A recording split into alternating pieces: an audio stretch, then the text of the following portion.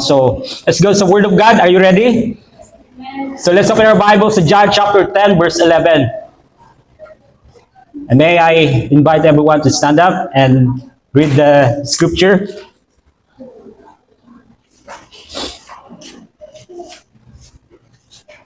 Sige, together. Ako ang mabuting pastol. Iniaalay ng mabuting pastol ang kanyang buhay para sa mga tupa. You can now be seated. So, si Jesus ay nasa Jerusalem at this time and he attended the Feast of Tabernacles. This is equivalent po ng pagdiriwang ng Thanksgiving. And then, he preached in the temple and the people were amazed sa kanyang mga sinabi. And then if you remember, may isang taong pilay na pinagaling niya sa pool of Bethesda. And then sa chapter 7, the people started to think na si Jesus ay ang Kristo, ang ipinangakong Messiah. But then, hindi ito nagustuhan ng mga Pharisees and mga Sadducees. And so they tried to arrest Jesus. But, it did not happen. Na maparesto nila si Jesus. Si Jesus nagpatuloy na mag-teach. Sa chapter 8, makita natin sadly sa pagtatapos ng chapter 8, some of the people tried to stone Jesus because sa teaching kasi ni Jesus, he was saying, he claimed na siya ay God. He claimed na sa sarili niya na siya ay Diyos. And some people even today, hindi matanggap na si Jesus ay Diyos. Kahit sa panahon ngayon, maraming mga tao na hindi na matanggap nila na si Jesus ay Diyos. If you see this problem today, wag na kayong magtaka. Kasi even before, sa mga religious leaders, even before, sa panahon ni Jesus, may mga tao na they don't want to accept ang claim ni Jesus na siya ay God.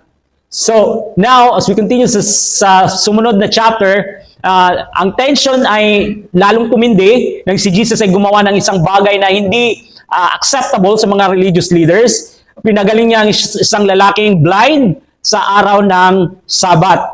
And so, ang mga Pharisees ay, they investigated Jesus about sa healing na ginawa niya. But they asked first this guy na pinagaling ni Jesus. And then itong bulag dati na pinagaling ni Jesus, if you remember, nagbigay siya ng napakagandang sagot sa kanila. Sabi niya, isa lang ang alam ko. Ako ay bulag dati, ngunit ngayon ay nakakakita na ako. I was blind, but now I see. Wala pang sino man ang nakakagawa nito. Kung ang taong ito ay hindi mula sa Diyos, then hindi sana niya magagawa ito para sa akin. Hindi sana siya makapagpapagaling ng bulag. Paraphrasing, mas lalong nagalit ang mga religious leaders kasi sa sinabi nito ng lalaking ito, and mas lalong nagalit pa ang religious leader nang in-expose ni Jesus sa kanila about sa kanilang spiritual condition na sila ay blind. Though they are not blind physically, but they have this condition na problema, ang pagiging spiritually blind. So, and finally, sa chapter 10, si Jesus ay nagsimulang magsalita tungkol sa kanila, tungkol sa mabuting pastol. Ang pastol at about sa kawan, sa kanyang mga kawan or mga sheep. So, Jesus started through speaking, he spoke about parables. Ang talinghaga, ang talinghagang sinabi niya dito ay it's about sa mga tupa na may dalawang magkaibang larawan. Mayroon din, maliban sa tupa, nagbigay din siya ng two picture, ang magnanakaw at ang pastol. Now, para sa mga listeners ni Jesus, at this time, itong ilustrasyon na binigay ni Jesus, this is significant and madaling maunawaan. Because ang concept ng shepherd ay simbolo ng na siya yung nagtitake care sa bayan ng Diyos, ang nation ng Israel. Pinapakita dito na si God mismo ang pastol ng Israel. At binigyan ni God din ng responsibilidad ng mga leaders ng Israel, ang mga leaders na maging mga pastol ng Israel, pangalagaan, i-take care ang Israel. But many times sa Old Testament, makikita natin na sila ay nagkulang at sinaway sila ng Diyos dahil sila ay naging mga false na mga shepherd, mga false na mga tagapag-alaga ng Israel. And after that, God promised na siya ay magpapadala ng isang Messiah, ang tunay na pastol na mag-aalaga sa mga tupa, which these shepherds tumutukoy sa Israel in the context mga kay God, kay Jesus sa Israel, na si Jesus ang good shepherd, siya ang pastol, and ang shepherd ay ang Israel. In fact, in Ezekiel chapter 34 verse 23, itatalaga ko sa kanila ang isang hari tulad ng lingkod kong si David. Siya ang magiging pastol nila. Akong si Yahweh ang magiging Diyos nila at ang mamamahala sa kanila isang hari tulad ng lingkod kong si David. Akong si Yahweh ang may sabi nito. Now, starting in chapter 10, pinahayag ni Jesus ang salitang importante, itong salita na ito na I am. I am. While he was talking sa mga Pharisees, and the Pharisees cannot accept this na siya ay Diyos. Kasi pag ang sinabing I am, sa kanilang pag-iisip kagad, kasi ito ay Old Testament, ibabalik sila sa Old Testament, ang word na I am, ibig sabihin tumutukoy yan sa Diyos. So and they cannot accept the claim of Jesus na siya ay God. Siya ang Diyos sa Old Testament na nagpakita kay Abraham at sa mga iba pang mga patriarchs. Now, again, nagbigay ng word picture si Jesus dito, and it's about shepherd, tupa, at yung kulungan ng mga tupa, ang sheepfold. Na sa sheepfold, may isang pasukan lamang. Sinabi rin ni Jesus na ako ang pinto. Si Jesus ang pintuan sa sheepfold, which represents salvation. Siya ang kaligtasan.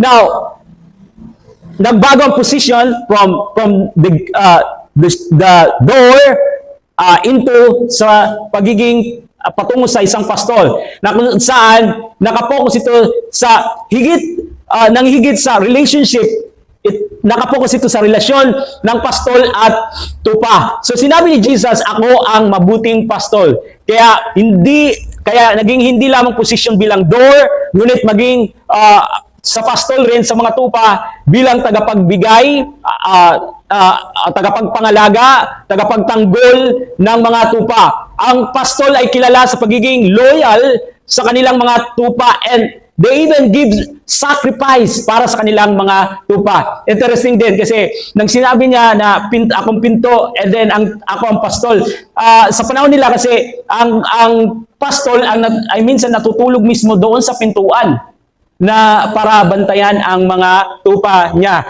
Sa agriculture and in their culture, sa panahong ito, ang mga tao ay pamilyar sa mga tungkulin ng pastol. So this morning, dito sa chapter 10, we will know kung ano ang ibig sabihin ng mabuting pastol na pinangako ng Diyos para sa atin. Now, the first point is to us, sino ang mabuting pastol? I think that is the first important question na kailangan natin na itanong. Sino ang mabuting pastol? So, let me read it again, verse 10 and 11, dumarating ang magnanakaw para lamang magnakaw, pumatay at manira. Naparito ako upang ang mga tupa ay magkaroon ng buhay. Buhay na masaganang lubos. Ako ang mabuting pastol. Iniaalay ng mabuting pastol ang kanyang buhay para sa mga tupa. Now, sa pagpapaliwanag kung sino ang mabuting pastol, inilarawan muna ni Jesus ang kaibahan kung sino ang hindi siya. This is not me, sinasabi ni Jesus. This is not me. And ang sinabi niya ang binanggit niya na this is not me is, ito ay mga magnanakaw at tulisan na dumarating upang magnakaw, pumatay at mag-destroy. In fact, binigay ni Jesus ang kanyang buhay para sa atin, no? Kaya, that is why this is not him, ang mga magnanakaw, mga tulisan. Jesus laid down His life for us. Now, hindi lang inihambing ni Jesus ang pagkakaiba niya sa itong mga magnanakaw, mga tulisan o mga evil doer, kundi ang kaibahan niya rin sa mga hireling, binanggit niya dito rin ang mga upahan, yung mga binabayaran, yung mga nagtatrabaho para sa pastol. In verse 12, ang upahan ay tumatakas kapag may dumarating na asong gubat. Iniiwan niya ang mga tupa, palibhasa ay hindi siya pastol at hindi kanya ang mga ito. Kaya't sinusunggaban ng asong gubat ang mga ito at binubulabog. Tumatakas siya, palibhasa ay upahan lamang at walang malasakit sa mga tupa. Now, the difference between sa pastol at mga robbers, mga thief, at mga upahan o mga hireling ay una, iniisip, ang pagkakaiba ng pastol sa kanila, iniisip ng pastol ang kapakanan ng kanyang mga tupa. Okay? Iniisip niya ang kapakanan ng kanyang mga tupa. Obviously, hindi iniisip ng mga magnanakaw, mga tulisan, ang kapakanan ng mga tupa. All day, one is to take advantage sa mga tupa para sa kanilang benefits. And aside pa dito, kahit yung mga hireling, yung mga upahan, wala silang investment sa mga sheep. Ang kanilang interest lamang sa mga tupa ay may kinalaman sa kanilang job dahil sila ay binabayaran sa kanilang time sa pag-aalaga sa mga sheep. This is the reason why na kapag may nakita yung mga hireling, mga upahan, and even today, may mga upahan, mga hireling na kung saan nasa ministry, they are not actually, na may concern sa mga sheep. They are in the ministry just for the money. So, ito yung dahilan bakit kapag may nakita mga hireling na problema na maaaring maglagay sa kanila sa alanganin o sa mahirap na sitwasyon, ay iiwanan nila ang mga tupa dahil mas pinahalaga nila ang kanilang buhay o ang kanilang sarili kaysa sa buhay ng mga tupa. Yan po ang mga hireling. Not to boast, but just want to share to you, the other day I had the opportunity to share this elder man na pumunta dito, na kung saan he was talking about this person na they have sponsor sa ministry, and mayroon silang ministry sa isang lugar.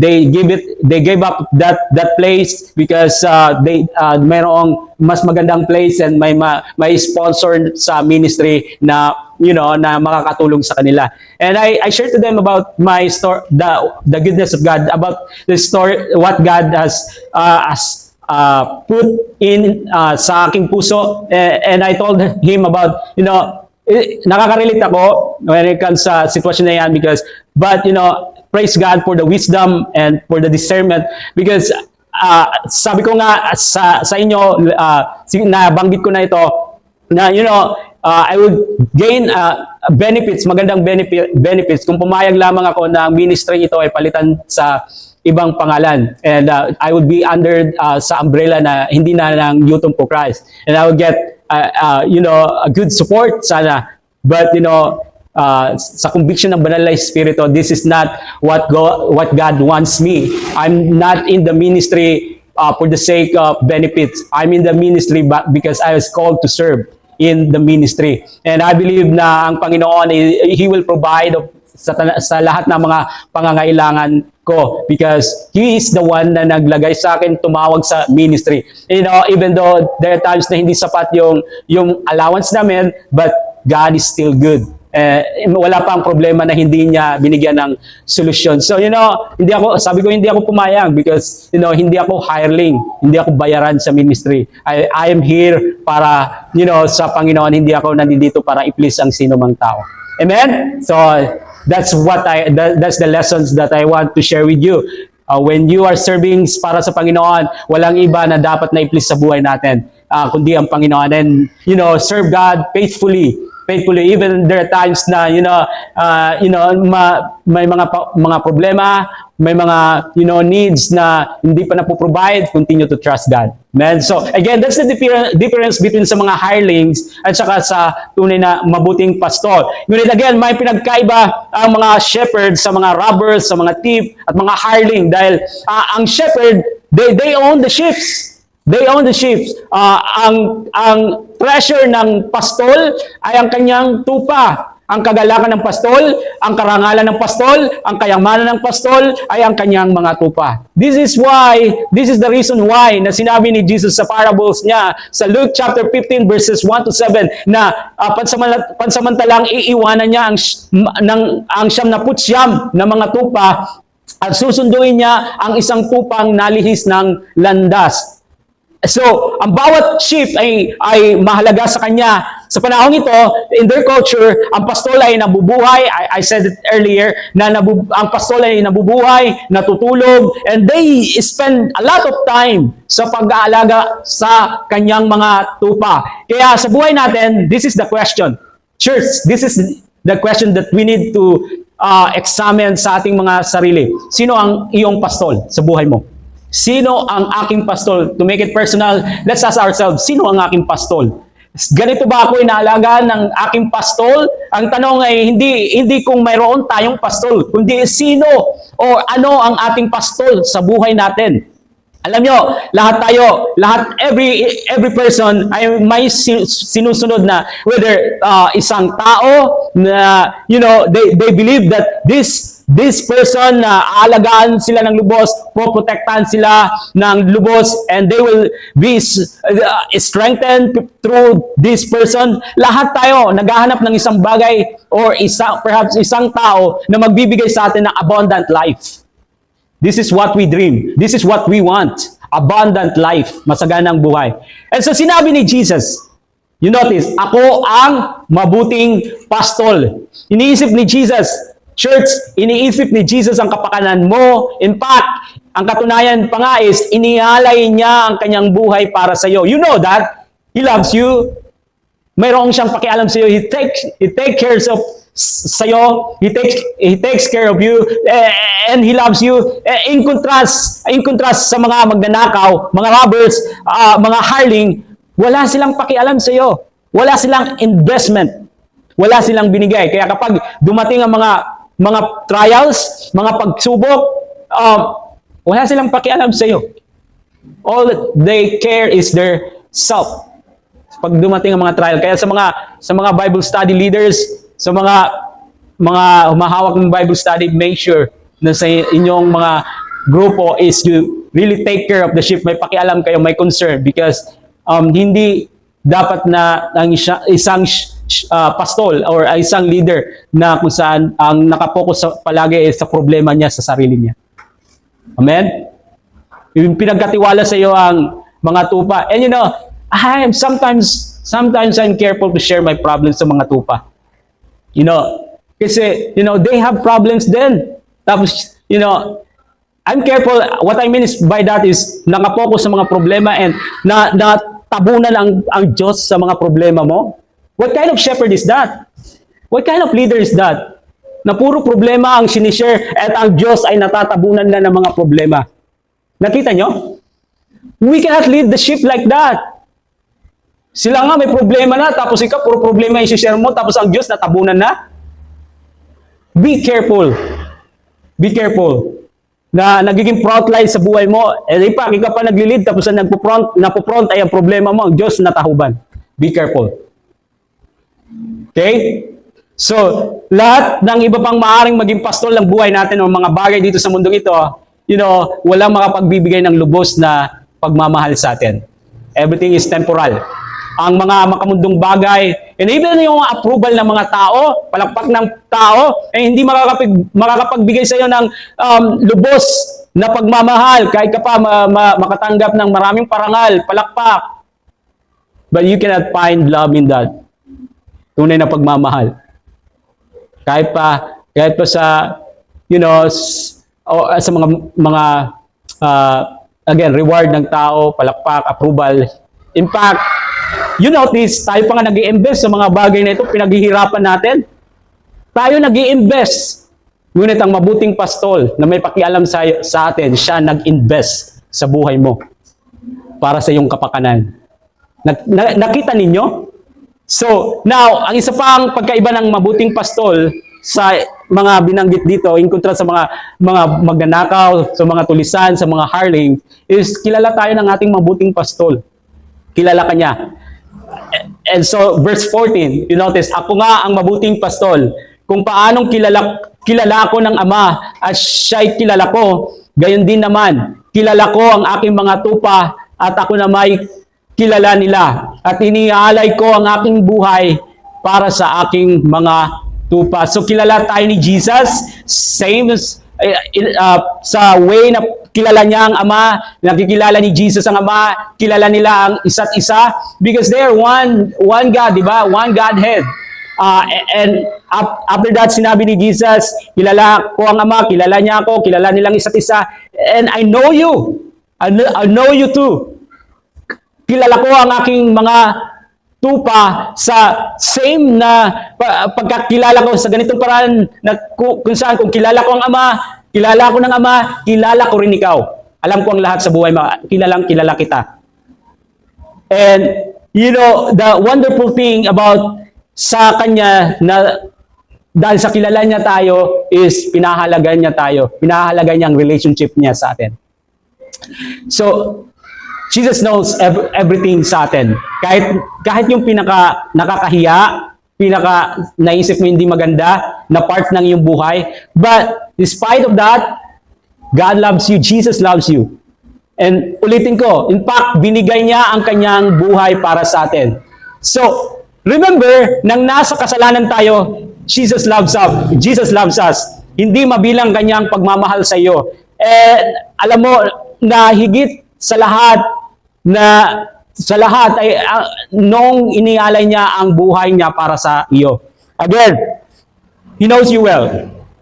He knows us. You know, our shepherd, ang mabuting pastol, si Jesus, kilala niya tayo ng lubusan. And walang kahit yung pinakamaliit na detalye sa buhay mo, alam niya.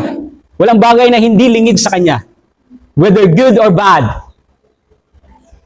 At naiintindihan ito ni David. In fact, sinabi niya sa Psalm 139 verses 1 to 3. Basahin ko, ako'y iyong siniyasat. Batid mo ang aking buhay. Ang lahat kong lihim, Yahweh, ay tiyak mong nalalaman. Ang lahat ng gawain ko sa iyo ay hindi lingid. Kahit ikaw ay malayo, batid mo ang aking isip.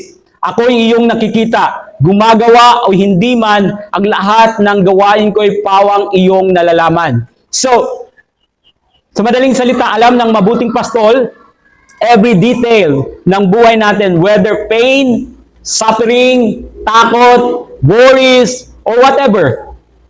Kahit ang kaibuturan ng iyong puso, alam ni Jesus.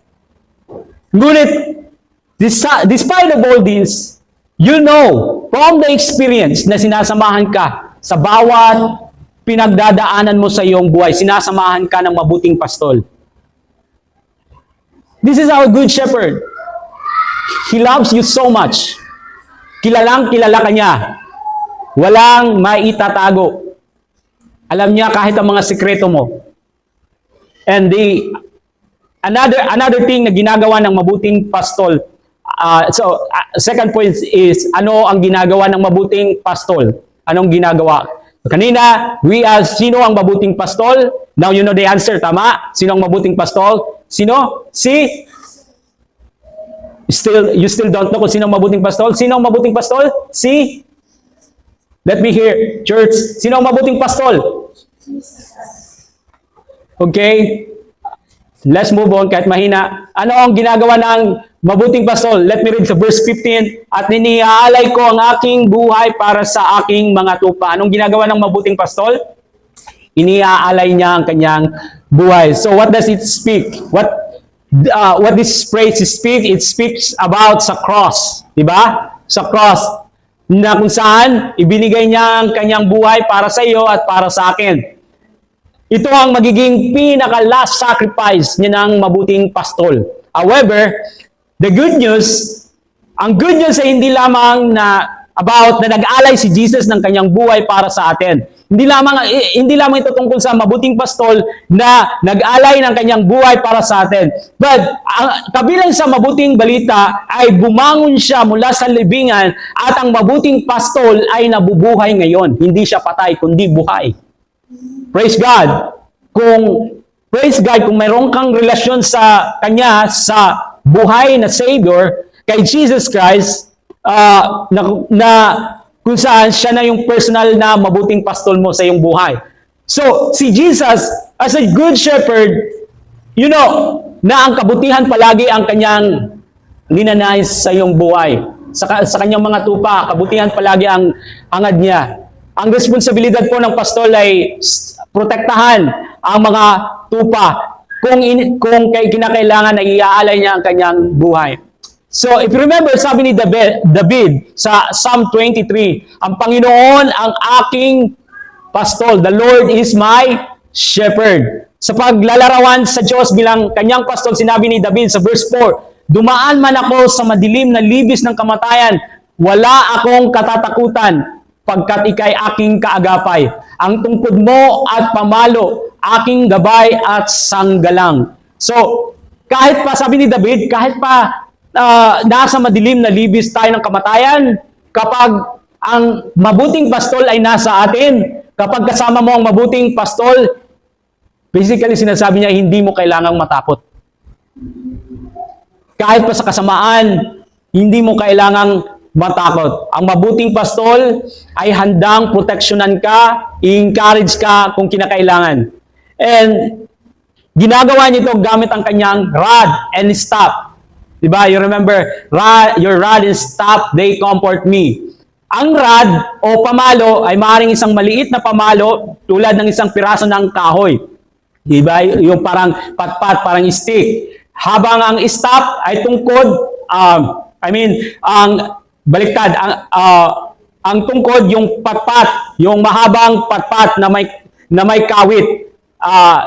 And so, ang sa bandang patpat, ginagamit ng pastol to protect the sheep mula sa mga wolves or anumang mga bagay na may pagtatangka to harm the sheep. Ngunit maaari niya itong gamitin sa pag-udyok sa mga tupa para mag-move ang mga sheep kung sila ay naka-stop, nakatayo lamang o tumitigil. Ginagamit niya ito para i-udyok ang mga tupa na magpatuloy sa paglakad. Ang bahagi naman ng kawit ay may dalawang purpose, di ba? May kawit, siguro familiar ito sa baston, mayroon ding baston, ang baston may kawit din. Di ba? If you see ang baston, mayroon siyang kawit. So, ang kawit ay may dalawang purpose. Ang unang purpose nito is para i-stretch out, humaba ang braso ng pastol. And the second purpose is hilain ang tupa.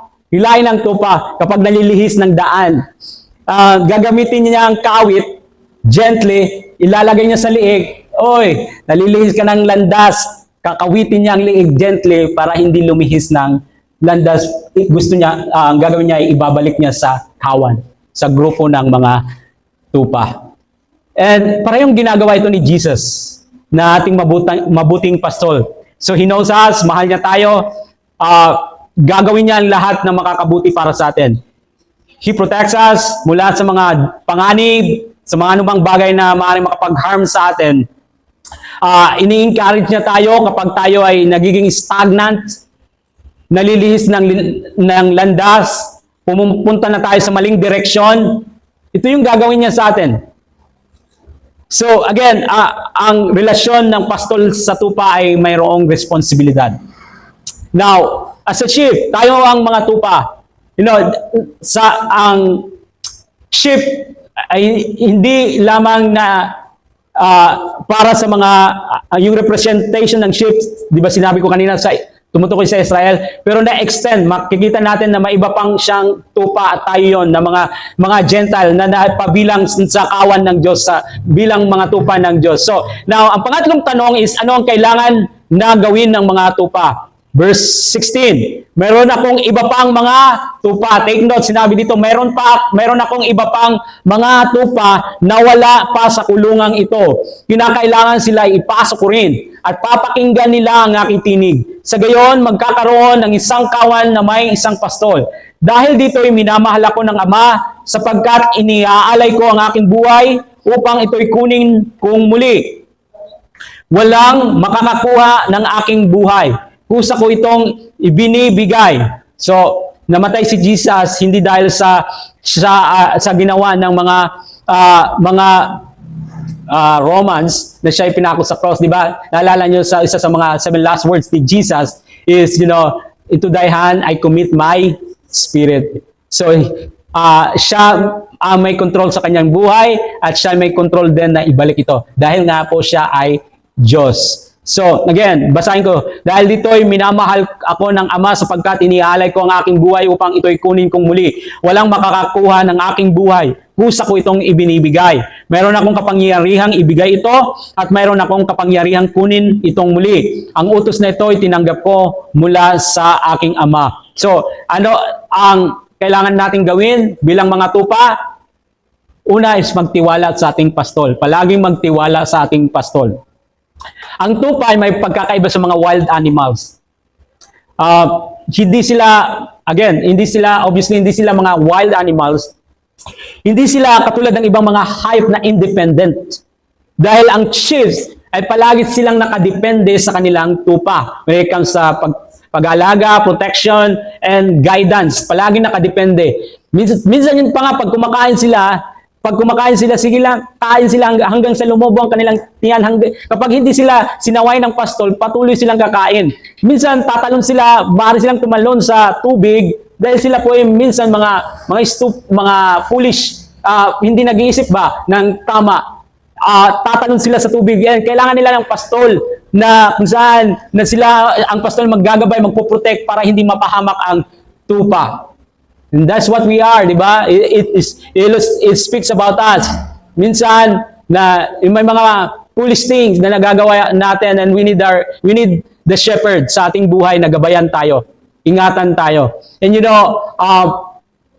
they cannot live without the shepherd. Nakadepende palagi ang mga sheep sa pastol. And in the same way, tayo ay tulad ng mga tupa na lubos na umaasa, nakadepende sa Panginoon. Minsan, iniisip natin, may mga tao na iniisip nila, I can only have freedom and I can live without God sa buhay ko. Without sa pangangalaga, pangangasiwa ng Diyos.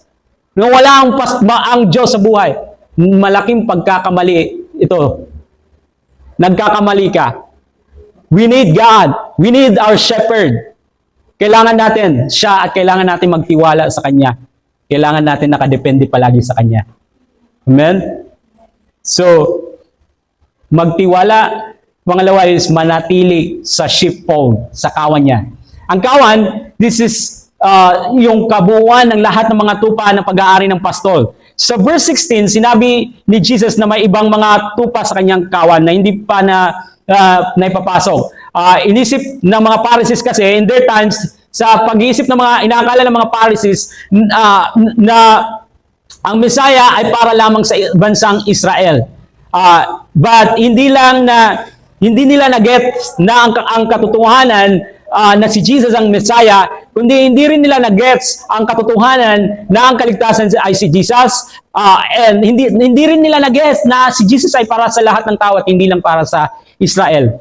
So, kasama rito ang mga Hudyo at mga Gentiles. So, mayroon pang ibang mga kawan maliban sa bansang Israel. Sila ay kabilang sa sheepfold, sa kawan, sa mga tupa niya. At inilarawan ito ni Pablo ito sa Ephesians chapter 4, verse 4. Sabi niya, Ephesians chapter 4, verses 4 to 6, may isang katawan at isang espiritu. Kung paano may isang pag-asa na para doon kayo'y tinawag ng Diyos. May isang Panginoon, isang pananampalataya at isang bautismo. Isang Diyos at Ama nating lahat. Siya ay higit sa lahat, kumikilos sa lahat, nananatili sa lahat. Napansin nyo? So, ang tupa ay kailangang bahagi o kasama sa kawan, sa sheepfold, upang hindi sila maihiwalay. Ang mga tupa, they are weak. Hindi nila kayang ipagtanggol ang kanilang sarili. Kapag nahiwalay sila sa grupo, sa kawan, then they are vulnerable sa mga predators. Nanganganib ang kanilang buhay. And in the same way, ang buhay Kristiyano, hindi ito nagsasarili. Hindi yung inihiwalay mo ang iyong sarili sa fellowship ng mga mananampalataya. Hindi ito yung hindi ka aktibong sumasama sa mga pagtitipon. We are called na mamuhay na kasama ang mga kapwa mananampalataya. Dahil kapag nagsarili ka, then makikita mo ang sarili mo. Kapag inihiwalay mo ang sarili mo sa fellowship, mas lalong hihina at magiging open target ka ni Satanas. Mas lalo kang hihina at naninilikado ka sa mga plano ni Satanas. Okay? So, may problema ka. May problema ka na nga, tapos sininiwalay mo pang yung sarili sa pagtitipon sa simbahan, paano ka may pagpipray? Paano ka makaka-gain ng hope kung walang salita ng Diyos? Sa labas, puro mga negatibo karamihan mga tao. Mga negative, mga nega, sa madaling salita. Maririnig natin, puro mga discouragement. So isipin natin ang mabuti. Kung inihiwalay natin ang sarili natin sa mga pagtitipon, paano ka mapapalakas? May encourage. So, God, again, let me remind you, God designed us in a way na kailangan natin ang isa't isa para sa encouragement, guidance, wisdom, and habang tayo nagsama-samang nagtitiwala sa mabuting pastol.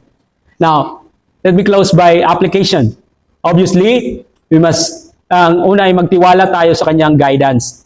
Kung paanong iniaangkay ng pastol ang kanyang mga tupa sa ligtas na pastulan. Remember Psalm 23, di ba? Iniaakay niya ang kanyang mga tupa sa ligtas na pastulan. Ginagabayan din tayo ni Jesus despite sa mga challenges sa buhay. Yes, may mga hamon sa buhay, but no, God offers you guidance. He offers you guidance. So, palagi mong hanapin ang direksyon sa pamamagitan ng prayer. Read your Bible, read the Holy Scripture, and kasama nito ang pagtitiwala sa mabuting pastol. Knowing na alam niya ang pinakamagandang direksyon para sa iyo. Okay? Trust His guidance. Pagtiwala ka sa kanyang patnubay. And secondly, listen to His voice. Diba sabi ni Jesus na naririnig ng mga tupa ko ang aking tinig. So nakikilala niya ang mga tupa, and nakikilala ng mga tupa ang tinig ng kanilang pastol. So, strive to know Him, to know His voice, church. Sikapin mong kilalanin ang kanyang tinig, ang tinig ni Jesus sa kabila ng maraming ingay na naririnig mo sa mundo.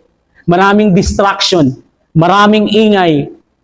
Spend time sa kanyang salita. Kanyang salita na tinitiyak na ituturo ka sa tamang pagpapasya at tamang move, action na dapat mong gawin. Okay?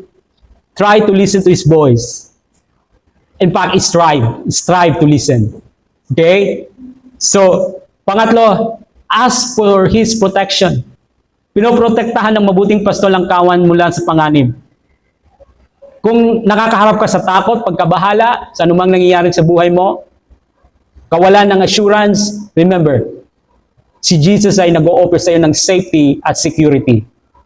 Si Jesus ay nag-o-offer ng safety at security na nagbibigay ng peace, comfort, despite sa bagyo na pinagdadaanan mo sa buhay. Okay? And, sa picture na ito, maaaring ma-picture niyo ang isa pang kwento about sa mga disciples na nasa gitna ng bagyo. Okay? So, si Jesus offers you safety and security. Kung saan nagbibigay ng peace, comfort sa gitna, despite sa bagyo ng buhay, sa bagyo na pinagdadaanan mo. Or, pag bagyo, alam mo na bagyo, di ba? Mga kahirapan, problema. So, importantly, be active. Be active sa mga pagtitipon, church. Be active sa mga pagtitipon ng mga believers, mananampalataya. Ang pastol ay may malasakit sa tupa, sa bawat tupa. Ngunit, inaalagaan nila ang kanilang kawan bilang isang community, sama-sama. Hindi yung hiwa-hiwalay. Kung hindi ka aktibo, you need to be active sa fellowship, pagsasama-sama ng mga mananampalataya. Na kung saan ini-encourage ang bawat isa sa atin, magpalakasan ng loob, encourage ang bawat isa, magkaroon ng unity, at isa pamuhay natin ang pag-ibig ni Kristo. And panglima is, tulungan mo rin ang mga nalilis ng landas. tulungan mo ang mga nalilis ng landas. Pinakita sa atin ni Jesus ang puso ng isang pastol na merciful, compassionate, ang mabuting pastol nito, si Jesus. Sapagkat, you remember, iiwan niya ng sandali ang 99 upang hanapin ang isang nawawalang tupa. So, what does it say to us, speaks to us? Reach out. If you have opportunity, reach out those mga tao na naliliis ng landas. Mga tao na hindi nakakaalam tungkol sa kanyang pag-ibig. Mga tao walang pag-asa. Mga nangangailangan ng kaligtasan na maibahagi sa kanila ang mabuting balita. And I shared it the other day. Importante na ini-exercise natin magsalita sa ibang tao so that nag-grow tayo kung paano magkaroon ng conversation, paano magsalita sa mga tao, how to share, how to speak, how to have conversation sa mga tao na, kailangan makaninig about sa gospel. And I shared it yesterday, I think yesterday, nga merong isang, sabi niya sa kanyang sarili, alam mo, Pastor, balasubas ako na tao. And he tried to make arguments sa akin about, alam mo, sa Diyos Ama lang ako eh. Hindi ako dumadaan sa Diyos Anak. Hindi ako dumadaan sa Diyos Espiritu. Okay, that's okay. Isa lang naman sila eh. Diyos Ama, Diyos Anak, one Godhead. Isang Diyos. So, walang problema. And so, you improve pag ine-exercise mo kung paano. Next time, ito sa conversation mo ngayon, parang may mali sa sinabi ko. So next time, na as you evaluate, nag-i-improve ka kung paano pa ma-reach out, ma-sharean ang mga tao when it comes about sa gospel, about kay Jesus Christ. And your goal is not to make argument with them, makipag-argumento. Ang goal is always to bring bring them to Christ. And after that conversation with that guy, Pastor, pwede ba mahihingi ako ng payo? Kasi sabi mo nga, may plano ang Diyos sa buhay ko, kaya hindi pa ako namatay ngayon kasi sinabi niya na tumalsik yung cutting disc ng grinder, na tamaan din siya ng barena, and so may mga danger na sa buhay niya. I said, may planong buhay sa mo. May planong buhay ang Diyos sa buhay mo. And so He wants you to have relationship sa Kanya. Hindi naman ang Diyos dumating para sa mga matutuwid. Lahat tayo nagkasala, kailangan natin ng Diyos. And so, even though parang nakakatawa, sabi niya, after sa last na conversation, alam mo, Pastor, tama nga, may planong Diyos. Siguro gusto niya maging layman ako kasi may simbahan ako kami, yung kurap. Ano ba yung kurap paroko? Wala na yung pare kasi, minura-mura pa nga niya daw yung pare. Kasi pare daw siya, pero I don't know if it is only a bluff, pero sabi ko, hindi perfecto ang tao. Ang importante na nakapokus ka sa Diyos. Magkaroon ka ng relasyon sa Diyos. Minsan ang mga tao, ang mga nakakausap mo, lumilis ng landas, pero yung focus mo is, yung palaging goal mo is to bring the gospel, magkaroon sila ng relasyon. Huwag kang padadala sa kanilang mga bluff, na mga story, o huwag kang padadala na lumilihis ng ibang kwento. Always ang goal mo is to share the gospel, magkaroon ng relasyon sa Kanya. If you exercise that, may mga mistake man, pero as you evaluate, then you will grow sa pagbabahagi mo about sa gospel. But if you will not exercise sa pag-share sa tao about kay Jesus, you will never learn. You will not grow talaga kung hindi ka mag-step out, hindi mo i-exercise na buksan ang iyong bibig magsalita about kay Jesus. Okay? Maging matapang ka. Be brave. And have faith higit sa lahat. Ang goal mo, again, ulitin ko, hindi makipag-argumento, kundi magbahagi lang. Bahala ng Panginoon sa kanyang puso. Ang goal mo ay mataniman siya ng salita ng Diyos, ng gospel. Amen? So, reach out those people na mga nalilis ng landas. Tell them about the love of God. Tell them about what Jesus has done for them. Amen? Reach out. Maraming namamatay na mga tao na hindi nakakakilala sa Panginoon. They thought na they will go in heaven sa mga funeral na nakita ko na sa langit na si Fulano. Pero, nang nabubuhay dito sa mundo, buhay ko sa mundo, walang time sa salita ng Diyos.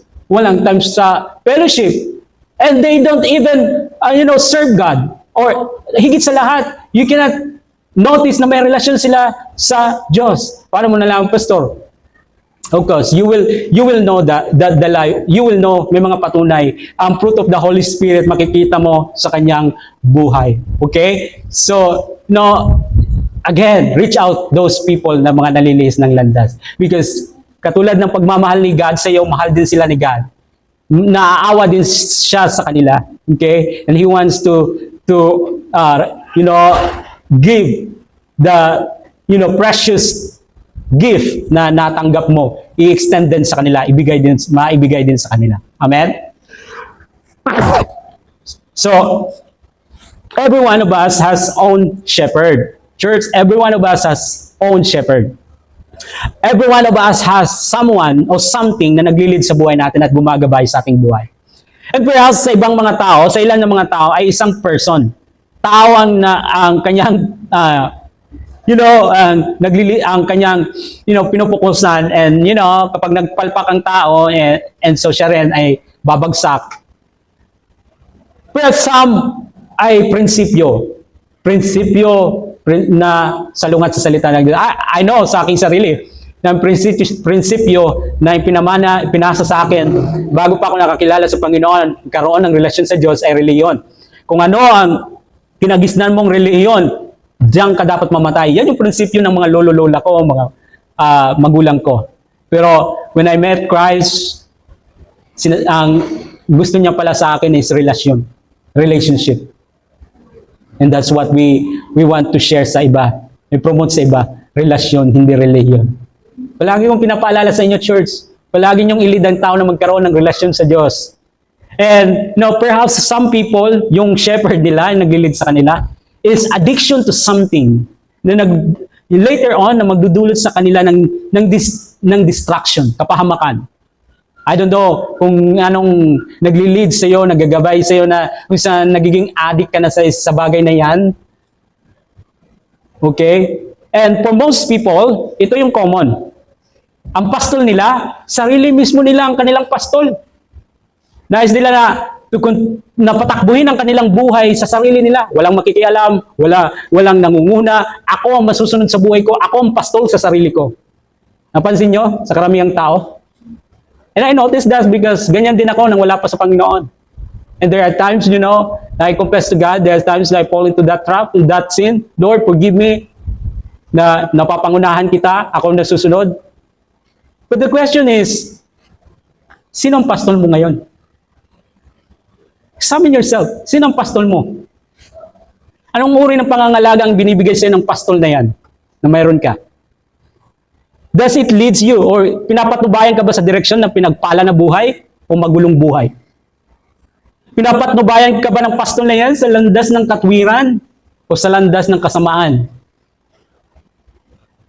We just sing dito na si Jesus lamang ang makapag-aalaga ng maayos sa buhay natin. Siya ang mabuting pastol. I am, sabi ni Jesus, I am. Importante yung salita na yan. I am the good shepherd. He laid down His life for you on the cross. Namatay siya doon para bayaran ng iyong mga kasalanan. He knows you well. Walang sekreto na hindi niya alam. Walang bagay na hindi lingid sa Kanya. Kilalang kilala ka niya. Kahit ang pinakamaliit na detalye, alam niya. But this is the good news. Napagtagumpayan niya ang kasalanan at kamatayan. Siya ang mabuting pastol at wala nang iba. Let me close this through last question. And this is the question. Ibibigay mo ba ang iyong buhay sa Kanya? Will you surrender your life sa Kanya? Pagkakatiwala mo ba ang iyong buhay sa Kanya? Well, I hope na walang pag-aalinlangan dahil si Jesus ang mabuting pastol. Siya ang mabuting pastol.